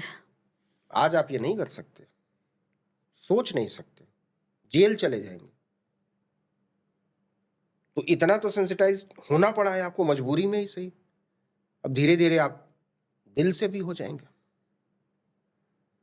तो वक्त लगता है, लेकिन रफ्तार धीमी है, थोड़ी और तेज अगर हो। आपने कहा वक़्त लगता है, लेकिन ये इसमें एक कैविए है नवीन, देखिए 2 तरह की शिक्षा दी जा रही है। अमीरों को शिक्षा सही वाली मिल रही है, जो पैसा खर्च करके दी जा रही है। जो पब्लिक टैक्स के पैसे से जो शिक्षा, सरकारी शिक्षा है, उसमें से साइंस के विषय हटा लिए गए हैं। उसमें से इतिहास हटा लिया गया है। ये बच्चे कब जानेंगे? अब किसी बड़े अगेन इतिहासकार ने कहा। अगेन ये कास्टिस्ट, मैं इसको कास्टिस्ट एटीट्यूड देखता हूं। सरकारी स्कूलों में कौन लोग पढ़ रहे हैं? दलित, आदिवासी, गरीब, जिसको आप ईडब्ल्यूएस कहते हैं, एक छोटा हिस्सा अल्पसंख्यकों का। आपको दिक्कत है उनके पढ़ने से। आपको लगता है कि जिस दिन वो बराबर वाली पढ़ाई कर लेगा आप देखिए कि आप दिल्ली शहर में रहती हैं, दिल्ली शहर में जब ये लागू हुआ राइट टू एजुकेशन और मजबूर किया गया कि प्राइवेट इंस्टीट्यूशंस को एडमिशन देना पड़ेगा स्कूलों को, गरीब बच्चों को ईडब्ल्यूएस के तहत, तो सुप्रीम कोर्ट हाई कोर्ट मामला हो गया। मतलब पेरेंट्स ऑर्गेनाइजेशंस चले गए, स्कूलों के ऑर्गेनाइजेशंस चले गए कि साहब ये तो गजब हो जाएगा, जबकि वो जमीनें सरकार ने दी हुई थी। मुफ्त में दी हुई हैं। जी। तो आपको दिक्कत प्राइवेट इंस्टीट्यूशंस को क्यों नहीं छेड़ते? क्योंकि आपको पता है कि वहां अपर कास्ट और अपर क्लास पड़ता है। उनका लड़का तो ग्लोबली कम्पीट करेगा ना, तो उसको बना रहे हैं वो वो ग्लोबल उसके भरोसे भी नहीं तैयारी। है मैडम, वो मॉडर्न स्कूल और जीडी गोयनका और डीपीएस के भरोसे भी नहीं है। हाँ, मैं अगर आप उसको छेड़ेंगे तो वो लंदन चला जाएगा। आप बताइए जयशंकर प्रसाद का बच्चा, जयशंकर का बच्चा कहाँ पढ़ता है? आप बताइए ये अनुराग ठाकुर जो देश के गद्दारों को गोली मारो सालों को का नारा लगाता है, कहाँ से पढ़कर आया है? आप बताइए ये बांसुरी स्वराज, इनकी एक भी डिग्री भारत की नहीं है। ये सब राष्ट्रवाद पर प्रवचन देने वाले हैं, सब बताते हैं कि तुमको संस्कृत पढ़ना चाहिए और धोती पहनना चाहिए। ये वो लोग हैं इसमें से किस रविशंकर प्रसाद की बेटी कहाँ पढ़ी हुई है और कहाँ रहती है? शिवराज सिंह चौहान सबसे बड़ा राष्ट्रवादी ये गुड्डा वाला दुबे, क्या नाम है उसका, निशिकांत दुबे, कन्वोकेशन की तस्वीर डालते हैं लंदन जाकर, गर्व से कहते हैं कि मेरा बेटा इन्वेस्टमेंट बैंकर हो गया है। तो आप तो अपने लिए सारी मलाई चाहते हो और वहां से यहां आकर हमको बताओगे कि देखो जी राष्ट्रवाद ये है। आप बताइए कि आपने कभी राजनाथ सिंह के बेटे को कांवड़ ढोते देखा है? देखा है? ये तो हिंदू राष्ट्र वाले हैं। जेपी नड्डा को या उनकी औलाद को कभी कांवड़ ढोते देखा है? बाकी छोड़िए, योगी आदित्यनाथ तो साधु है ना भाई, संत है, उनको देखा है? एक फोटो दिखा दें कि जी मैं कांवड़ लेकर गया था जल चढ़ाने। जितने लोग कोई काम नहीं करते अपने ही बनाए हुए सिस्टम के हिसाब से धर्म का, वो सारे लोग धर्म की ठेकेदारी कर रहे हैं। तो ये उल्लू बनाने का काम जो है ये बंद होना चाहिए और होगा। हम लोग इनकी दुकानदारी बंद करेंगे। बड़े दार्शनिक ने कहा है, give them bread and give them circuses. Circus दे दीजिए जनता को और उसका पेट भर दीजिए। नहीं, लेकिन अब जनता इनकार कर रही है ना कि उसको सर्कस उसकी समझ में आ रहा है। इस बार का कांवड़ का जो पूरा रिपोर्टिंग है आप देखिए, जगह जगह उत्पात हुआ है। भाई आपने एक ई रिक्शे वाले को मार दिया, वो हिंदू था, मोहित। हाँ, आपने पेट्रोल पंप पर मार दिया, हिंदू था। पुलिस वाले एक एफआईआर तक नहीं दर्ज कर सकते आप नामजद। वीडियो में सब कुछ साफ नजर आ रहा है। तो ठीक है, ये अभी हो रहा है, लेकिन धीरे धीरे इसकी अति सही परिणति निकलेगी, शायद यही कहा जा सकता है। मुझे नहीं लगता ये सब लंबा चलेगा, ये सब वक्ती चीजें हैं, खत्म हो जाएंगी। ये इनको लगता है कि अगर ये खत्म हो जाएगा तो हम खत्म हो जाएंगे, इसलिए उन्होंने बहुत बहुत इन्वेस्ट करके इन चीजों को बचा रखा है। कुछ बातें युवाओं को सामने रख के आपसे करनी है और पॉजिटिव बातें करनी। ये बताइए, आप पहले तो ये बताइए आपकी शिक्षा क्या हुई है? भाषा को लेके मैं बड़ी चमत्कृत रहती हूँ। देखिए मैं बहुत कम पढ़ा लिखा आदमी हूँ। मैं मेरा ग्रेजुएशन इलाहाबाद विश्वविद्यालय का है। मेरी स्कूलिंग मैंने बताया गांव के स्कूल में हुई। फिर मैं नवोदय विद्यालय में 6ठी से 12वीं तक पढ़ा, जो कम्प्लीटली सरकारी स्कूल था। खाना पीना, कपड़ा लत्ता, स्याही कलम, स्कूल की मतलब एग्जामिनेशन की फीस सीबीएसई की। 6ठी से 12वीं तक मेरे पिताजी का 5 पैसा भी खर्च नहीं हुआ है मेरी पढ़ाई पर। मतलब वो क्लेम नहीं कर सकते कि मैंने तुम्हारे ऊपर 20 रुपए खर्च किए। मतलब कभी कोई शर्ट दिला दी हो, कभी कोई जूता दिला दिया हो तो वो एक अलग मसला है। वो कहते भी हैं कि तुमको तो सरकार ने पाला है। उसके बाद फिर मैं इलाहाबाद यूनिवर्सिटी में पढ़ा, बीएचयू भी गया था, लेकिन वहां से मैंने कुछ किया नहीं, मैं इलाहाबाद मूव कर गया था। तो मेरी पूरे पढ़ाई लिखाई, फिर आईएमसी आया पत्रकारिता करने, फिर जामिया गया। तो मेरे पूरे जीवन में एक दिन का भी और 1 रुपए का भी कोई प्राइवेट एजुकेशन शामिल नहीं है। मैं एकदम शुद्ध तौर पर जनता के पैसे से पला बढ़ा बना आदमी हूं और जनता के लिए काम करता हूं। वाह! भाषाई तौर पर मैंने कभी कोई व्यवस्थित पढ़ाई हिंदी साहित्य की नहीं की, भाषा की नहीं की। साहित्य की भी पढ़ाई नहीं की। मैं इकोनॉमिक्स का छात्र रहा।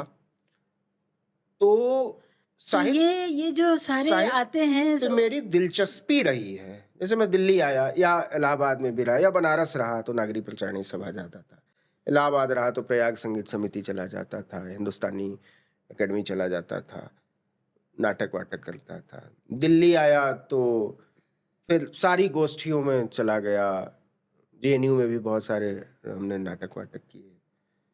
तो मेरी दिलचस्पी रही है हिंदी साहित्य। मेरा कोई दावा नहीं है कि मैं बहुत हिंदी साहित्य जानता हूँ या मुझे बड़ी तमीज है हिंदी साहित्य की। हाँ, लेकिन मैंने पढ़ा है, कोशिश करता हूँ आज भी कि मैं पढूं। जैसे मेरे घर में अभी भी मतलब बहुत सारी किताबें जगह जगह छूट गई, कुछ चीजें डिस्पोज कर दी, तब भी मेरे पास 2000 किताबें होंगी। तो और वो सब मेरे इंटरेस्ट की वजह से। उसमें से एक भी किताब सिलेबस की किताब नहीं है, कोर्स की किताब नहीं।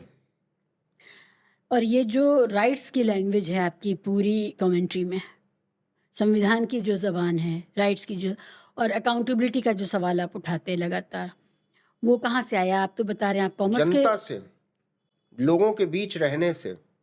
मैं आपके माध्यम से ये कहना चाहता हूं कि पत्रकारों को, साहित्यकारों को, चिंतकों को लोगों के बीच जाना चाहिए, बंद कमरों में नहीं रहना चाहिए, यात्राएं करनी चाहिए, फर्स्ट हैंड इंफॉर्मेशन होना चाहिए उसके पास।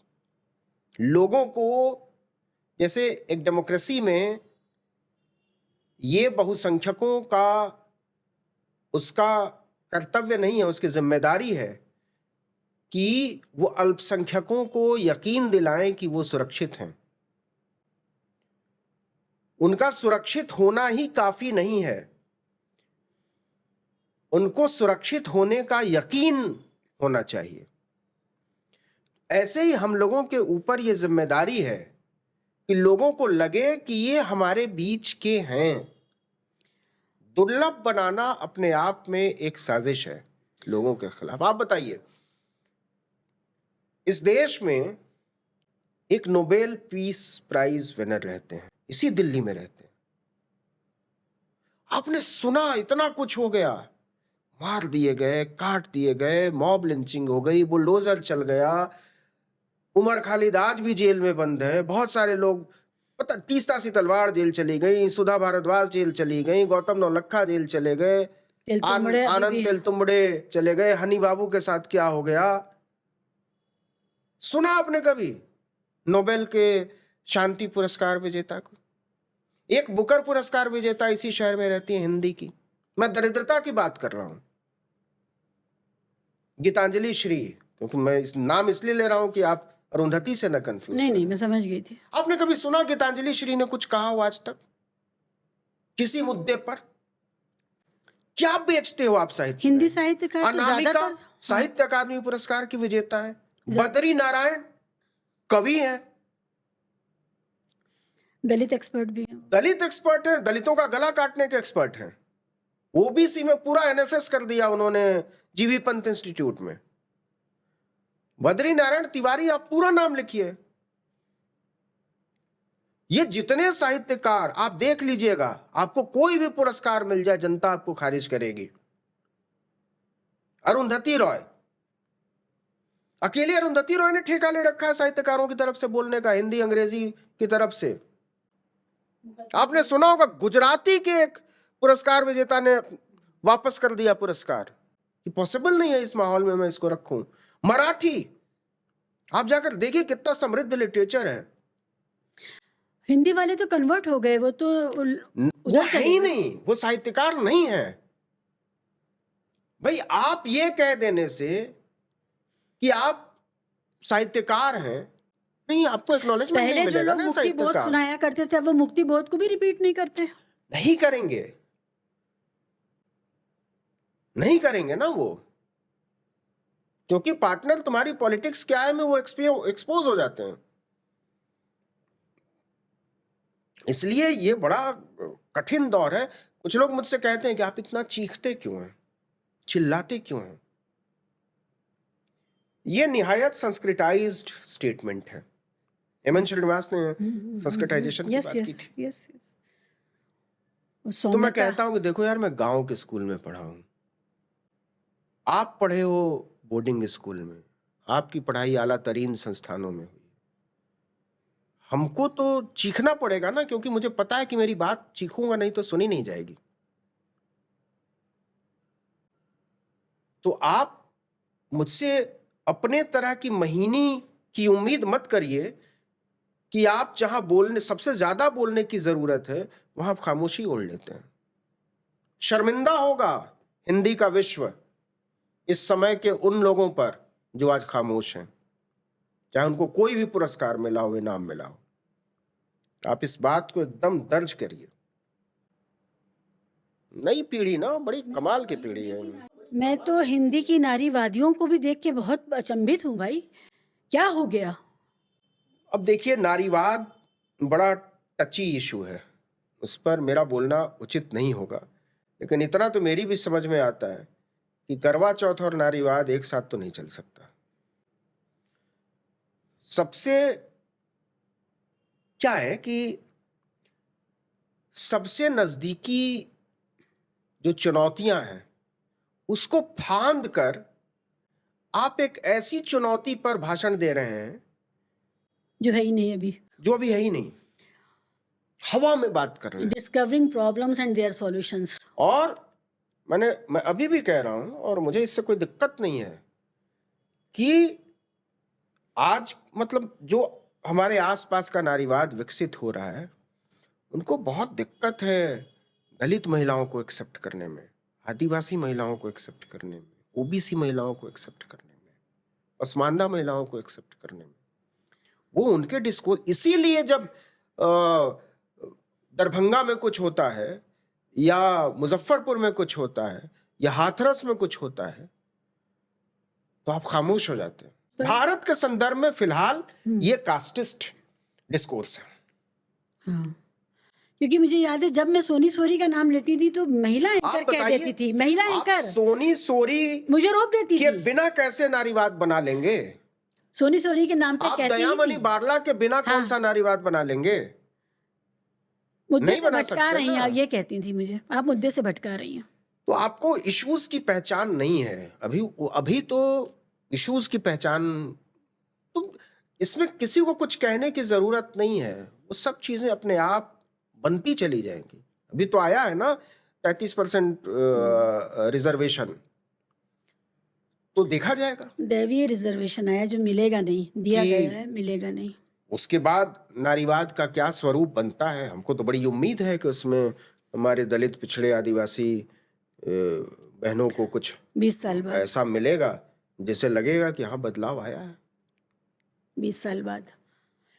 नवीन, आर्टिकल 19 ये जो नाम है और उसका जो सिंबल है बहुत खूबसूरत है, मतलब क्या कहें, शुक्रिया। बहुत प्यारा है। बिल्कुल वो बात जो सारी बात को शामिल कर लेता है। देखिए, कहाँ से आया ये? अगेन ये हमने अपने दोस्तों के बीच बड़ी लंबी चर्चा की थी, अच्छा, जो मेरे घनिष्ठ दोस्त थे। एक तो जब मुझे आज तक ने नौकरी से निकाला, और उसके लिए मैं बड़ा शुक्रगुजार हूँ अरुण पुरी का, कली पुरी का, कि आपने निकाला। अगर आपने नहीं निकाला होता तो मैं आज भी उसी दुर्गंध का हिस्सा होता। तो खैर, तो जब निकाला तो हुआ कि अब क्या किया जाएगा, निकाला क्यों? क्योंकि वो कोविड का दौर था। ओ, समझ गई। और वो नहीं, वो कोई कॉस्ट कटिंग का मामला नहीं था। वो समझ गई। वो आदिवासियों, और जब वो पलायन हो रहा था, मजदूर जा रहे थे, सारे वीडियोस साइफन ऑफ कर दिए थे और हमने अपने शो में चला दिया था। एक आदिवासी बच्ची थी छत्तीसगढ़ की, वो बीजापुर तेलंगाना के मिर्च बागानों में काम करती थी। जमालो मटकामी। 8 साल की बच्ची जमालो लॉकडाउन 1 में रह गई, नौकरी नहीं थी उसके पास। जब लॉकडाउन 2 शुरू हो गया तो लगा कि क्या होगा, वहां 8 साल की बच्ची के पास नौकरी नहीं थी? नहीं, मतलब वो काम करती हाँ, थी हाँ। पैदल। 8 साल या 10 साल उसकी उम्र थी, उतनी ही थी। वहां से पैदल चली बाकी लोगों के साथ छत्तीसगढ़ के लिए, और अपने घर से 8 साल पहले वो मर गई। शी कोलैप्स्ड उसी दिन, 8 किलोमीटर पहले मर 8 गई। किलोमीटर पहले। और उसी दिन या 1-2 दिन के अंतर पे, उसी दिन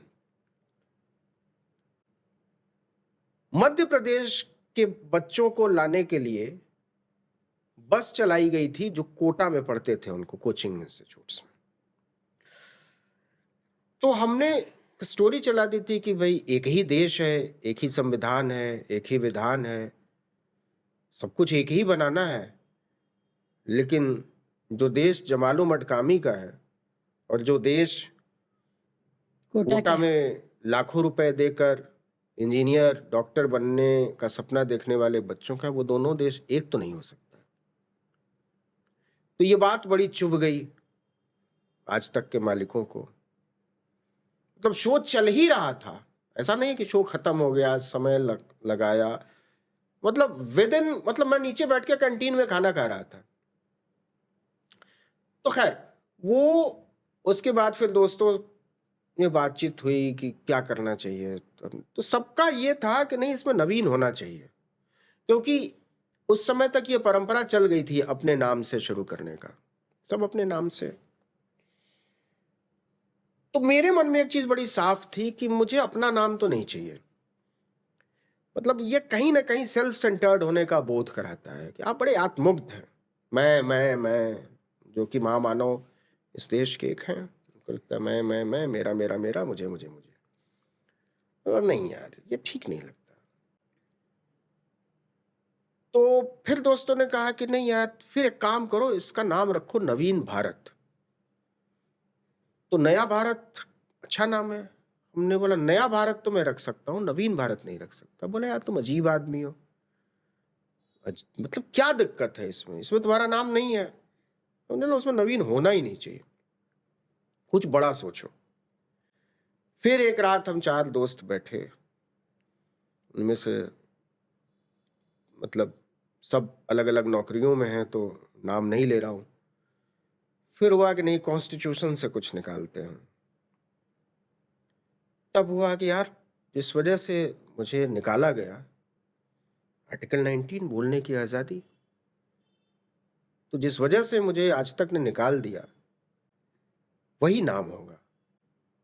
तो आर्टिकल 19 से केवल कॉन्स्टिट्यूशन का बोध होता था, तो आर्टिकल 19 तो उस पर नहीं राइट बन सकता था, तो उसके साथ मैंने इंडिया लगाया, आर्टिकल 19 इंडिया। तो अगर यार ये बहुत बड़ा नाम है और बड़ा अंग्रेजी का है, आम लोगों की समझ में नहीं है। हम लोग, कुछ लोग समझने की कोशिश करेंगे, कुछ लोगों को हम समझाएंगे। और खाली आर्टिकल 19 इंडिया के लिए नहीं, मुझे तो जय भीम और जोहार के लिए भी बहुत क्रिटिसिज्म झेलना पड़ा। बहुत सारे लोगों ने कहा कि जय भीम क्यों बोलते हो। आपने कहा ना कि बाबा साहब से लोग नफरत करते हैं, जय भीम मत बोला करो यार, अच्छा नहीं लगता, तुम पढ़े लिखे आदमी हो। जैसे लगता था कि जय भीम पढ़े लिखे लोग नहीं बोल सकते। हमने बोला अच्छा अच्छा ठीक है। बहुत सारे लोगों को जोहार का मतलब नहीं समझ में आता था। नीचे लोग, मतलब अभी भी कई बार मैसेज आता, लोग मिलते हैं, जैसे कर्नाटक में लोग मिले तो उन्होंने पूछा जोहार का क्या मतलब होता है, तो मैं उनको समझाता हूँ कि उल जोहार क्या है। तो अब आज देखिए, ये तो आपको क्रेडिट मुझे देना ही पड़ेगा कि आज बहुत लोग जय भीम जोहार बोल रहे हैं। जी। तब किसी की हिम्मत नहीं थी ये बोलने की। एक इंक्लूसिव अभिवादन मुझे तैयार करना था, और ये अचानक हुआ था। ऐसा भी नहीं है कि मैंने इसकी कोई तैयारी की थी।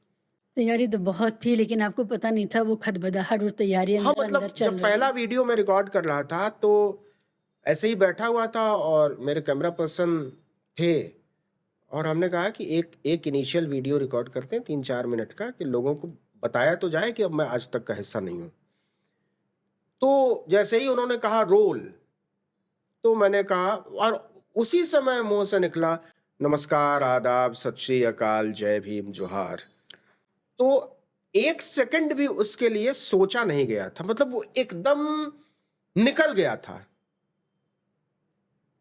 तो मेरे कैमरा पर्सन ने कहा भी कि सर वो बड़ा लंबा हो गया है, इसको थोड़ा छोटा कर लें। हमने बोला नहीं, नहीं, अब जो हो गया वो हो गया, यही जाएगा।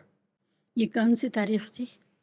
ये थी 2020 की 9 जून की तारीख थी शायद। गर्मियों में।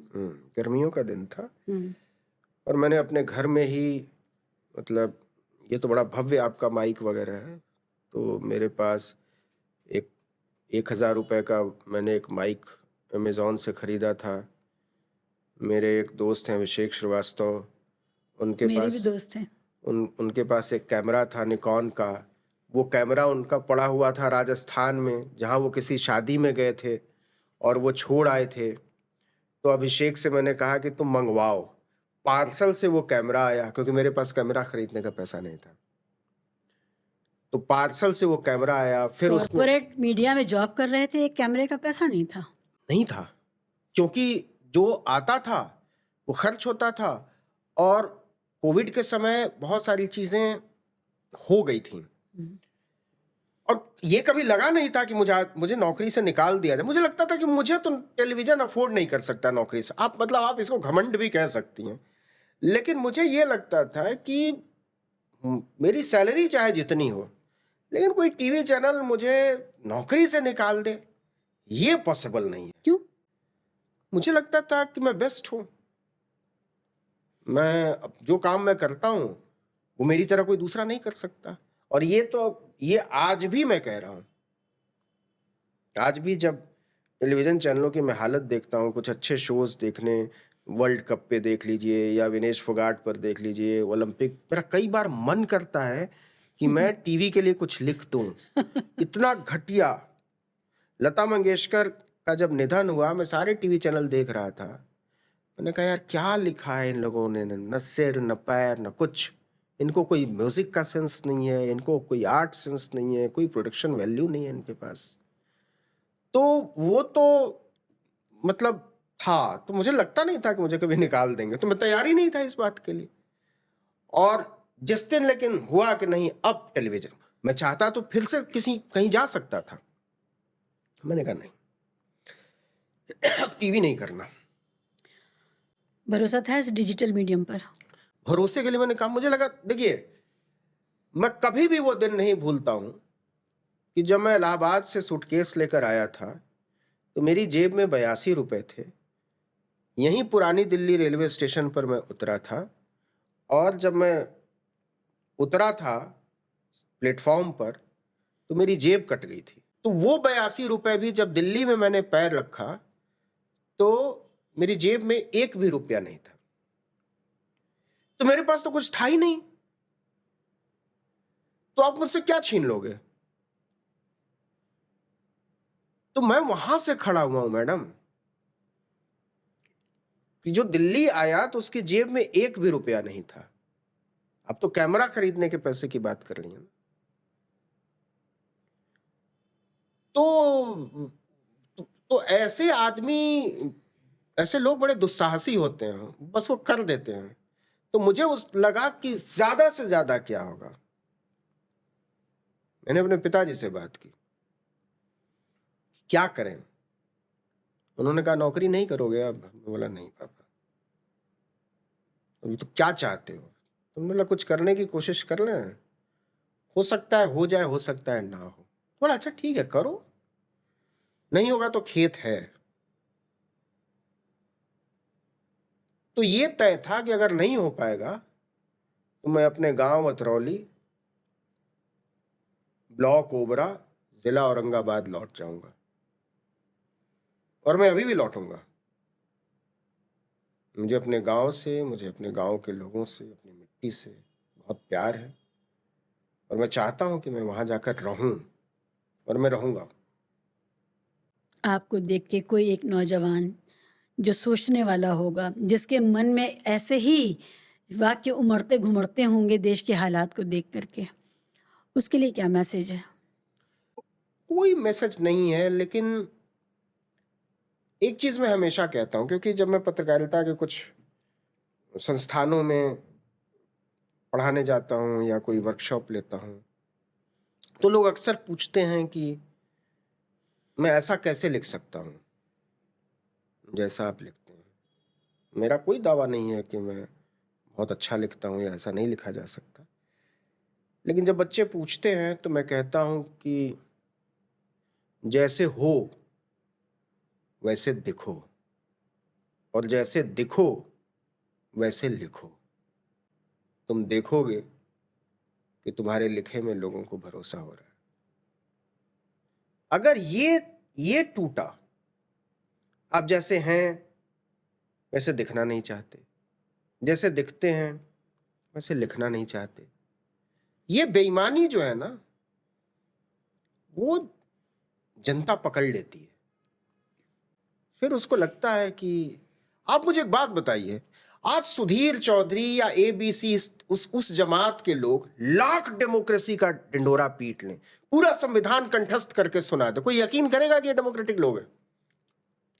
सब कहेंगे कि बेईमान है, झूठा है, मुंह पर गाली देंगे। हाँ। कोई आज सुधीर चौधरी, आज तक वाले बहुत कोशिश कर रहे हैं डेमोक्रेटिक दिखाने की। बहुत अजीब, बड़ा मतलब मजा आता है देख के कि देखो क्या हालत हो गई है। मेरे लिए ये सूचना है, अब मैं देखूंगी, चेक करूंगी, क्योंकि हाँ, वो आता रहता, क्लिप आती रहती है ना। ओके। तो अब उसको सुनने के बाद सिर्फ हंसी आती है। अब वो जिहाद नहीं करते, वो हर चीज का जिहाद, पानी जिहाद, हवा जिहाद। नहीं, भीतर से वो आदमी, मैं आपको बता रहा हूँ, मैंने उस आदमी के साथ काम किया हुआ है। अच्छा, किस चैनल में? सहारा में था, इंडिया टीवी में था, और मैं बहुत अच्छे से जानता हूँ उस आदमी को। इस पर मैं कभी बाद में विस्तार से बात करूंगा उस आदमी के बारे में। मेरे बहुत सारे दोस्त, उसके लिए बहुत सारे घनिष्ठ दोस्त, उन लोगों ने काम किया है। मैं नस नस जानता हूं। लाख वो गंगा में खड़ा होकर कह दे कि वो डेमोक्रेटिक आदमी है, वो पढ़ा लिखा आदमी है, वो संवेदनशील है, वो महिलाओं के बारे में अच्छी सोच रखता है, उसका सबसे करीबी दोस्त भी इस पर भरोसा नहीं करेगा। ऐसे चरित्र तो है। इसलिए अंतर नहीं होना चाहिए। ये बड़ा, इससे आप बहुत कूल रहते हैं, बड़ा शांत रहते हैं। आपको नकली नहीं, आप पकड़े नहीं जाएंगे कि यहां कुछ बोला था, वहां कुछ बोला था, वहां कुछ बोला था। आप एक तरीके से चलते हैं, एक तरीके से रहते हैं। क्या होगा ज्यादा? ऐसा थोड़ी मुझे लोग गालियां नहीं देते होंगे, खूब देते हैं, लेकिन मुझे पता है कि मैं क्या कर रहा हूं। इसलिए सरकार के बदलने से, सत्ता के बदलने से, व्यवस्था के बदलने से हमारा स्टैंड नहीं बदलता। डेमोक्रेसी को लेकर, लोकतंत्र के बड़े सवालों को लेकर, संविधान को लेकर, कास्ट को लेकर, समाज को लेकर, क्योंकि वो कॉन्सेप्ट बड़ा क्लियर है। ब्रॉडकास्ट बिल का क्या रहेगा? नहीं, देखिए, ब्रॉडकास्ट बिल ये एकदम निहायत हताशा में किया गया काम है। होता है ना कि जब आपकी कुछ समझ में नहीं आता, चारों तरफ से लगता है कि अंधेरा अंधेरा अंधेरा, हम जो सोचते थे वो नहीं हो रहा है, लोग डरना लोग बंद कर दे रहे हैं। तो जब बादशाह को लगता है कि वो लोग डर ही नहीं रहे, तो वो तरह तरह से डराता है, वो स्वांग करता है। वो कभी पेड़ पे चढ़ जाएगा, हिला देगा उसको, कभी अंधेरा कर देगा, कभी हुआ हुआ की आवाज निकालेगा। तो ब्रॉडकास्ट बिल वैसा ही कदम है। वो हुआ, लेकिन खुद लोग को डर तो लगे, लेकिन अब इतना डरा दिया है कि अब कोशिश करके भी डर नहीं लगता। मतलब आप सोचिए कि किसी दिन लगता है पुलिस उठा ले जाएगी तो क्या होगा, तो लगता है ठीक है उठा ले जाएगी, जेल में किताब पढ़ेंगे, इतनी तो इजाजत मिल ही जाएगी अदालत से, कुछ लिखेंगे, हो जाएगा। तो इतना डरा दिया है कि अब वो डर निकल गया है। तो आप कोई बिल ले आओ, कोई कानून ले आओ, जेलों को कितनी भी बड़ी कर दो, कुछ भी अफवाह फैला दो, उससे कोई चिंता नहीं होती।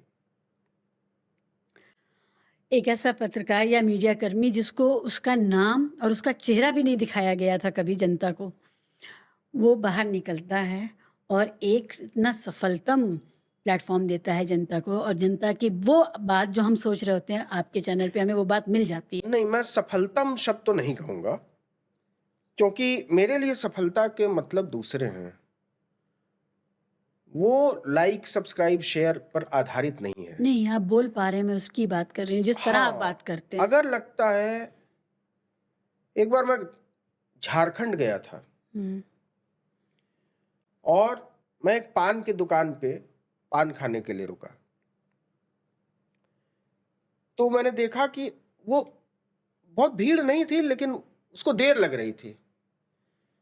तो मुझे लगा कि ठीक है, वेट कर रहा था। मैंने बोला यार जल्दी कर दो, मुझे किसी से मिलना था और मैं टाइम पास करने के लिए पान खाने लगा था।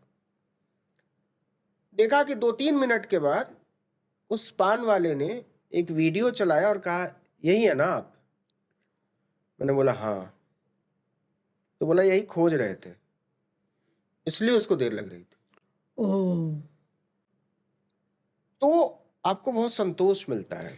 मैं ये आपको लगता है कि आप जिन लोगों की जुबान बनने की कोशिश कर रहे हैं, वहां तक आपकी आवाज पहुंच रही है। एग्ज़ैक्टली यही सवाल था। मुझे कोई फर्क नहीं पड़ता कि सत्ता के गलियारों में मेरी चर्चा होती है कि नहीं। मुझे कोई फर्क नहीं पड़ता कि पॉलिसी बनाने वाले लोग, उनके बीच मेरा उठना बैठना है कि नहीं। लेकिन मुझे इस बात से बहुत फर्क पड़ता है कि जिन लोगों की बात मैं करने की कोशिश कर रहा हूँ, वो मुझ पर ध्यान दे रहे हैं कि नहीं।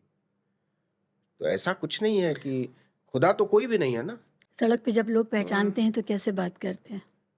ऐसे ही मतलब मुझे लगता है जैसे मेरे गांव का कोई आदमी अगर मिल गया आपसे, आप भले नामचीन आदमी ना हो, तो आप कैसे मिलते हैं? लगता है अच्छा तुम यहाँ क्या कर रहे हो, नहीं कर रहे हो, वो कैसे एक यहाँ? अपनापन होता है। तो बस वैसे लगता है। बहुत सारे लोग मिलते हैं, पूछते हैं। तो मैं मेट्रो में चलता हूँ, हुँ, मैं सड़क किनारे ठेले पर खाना खा लेता हूँ, मैं बसों में चलता हूँ, मैं डीटीसी की बसों में चलता हूँ, रेलगाड़ी के साधारण कूपे में सफ़र कर लेता हूँ, मुंबई लोकल में चला हूँ, दिल्ली मेट्रो में चला हूँ, तो लखनऊ मेट्रो में चला हूँ। तो देखिए, विशिष्टता का बोध जो है ना, कई बार वो आप महसूस करने के लिए भी अपने आप को दुर्लभ बना लेते हैं। नहीं मिलते लोगों से, ताकि आप, जब आप दुर्लभ रहेंगे, तो आपका एक खास किस्म का मार्केट वैल्यू बना रहेगा। अब लोगों को लगेगा कि ये क्या है यार, ये तो यहीं खाना खाते हैं। जिस दिन इससे आपको फर्क पड़ने लगेगा, ये नहीं सुनना है यार, लोगे कि नहीं, मिलने के लिए मुझसे कोई 2 दिन तक क्यों नहीं इंतजार करता।